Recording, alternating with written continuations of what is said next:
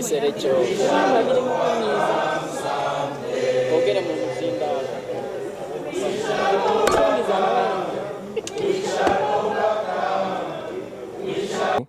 kyayogeddeko tukuŋŋaanye wano abakulembeze mu bibiina ne groups ez'enjawulo okugatta eddoboozi lyaffe okuvumirira obuswavu gavumenti ya Mwai Museveni bwe yatuusa ku Uganda okusomoka ne bagenda e Kenya ne bawamba Dr. Kizza Besigye ne Haji Obeid Lutale Kamulegeya ne bajja ne babasimba mu kooti ey'amagye. Ekyo nno kya bumenyi bw'amateeka internationally naye ne wano okulaba nti babajje e Kenya ne babaleeta nga tewali nkola yonna yonna gye bagoberedde y'amateeka ate ne babasimba mu kooti ey'amagye wano newankubadde nga si basirikale.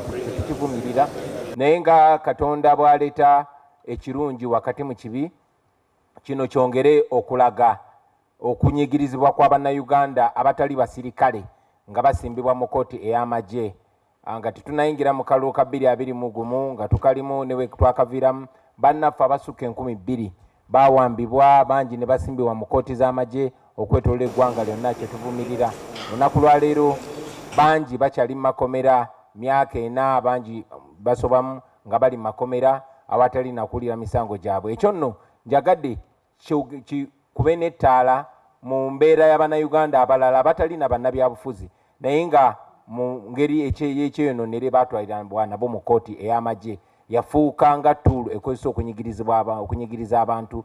Owakanye n'omuntu mukayanira mukazi mukayanira ttaka bw'aba alina connections bajja kuteeka mu kooti y'amagye ovundire mu kkomera. Ekyo tukivumirira nga twongera okubanja Dr. Kizza Besigye ne munne Haji Obeid Kamulegeya babajje mu kooti y'amagye kubasiba namagye mu ddoboozi lyerimu nga tubanja abasibe bonna ba political prisoners abatali basibe abatali basirikale abawozesebwa mu kooti y'amagye babajje mu kooti y'amagye babayimbule bwe balina emisango babatwale mu kooti ez'abantu ababulijjo babavunanire. Bina tukisiimye nnyo era nsaba mu maaso wonna gulawo oluggi lw'okukolagana naffe awamu tufunewo ebimu ebitugatta naddala nga tuli migwa gya Museveni.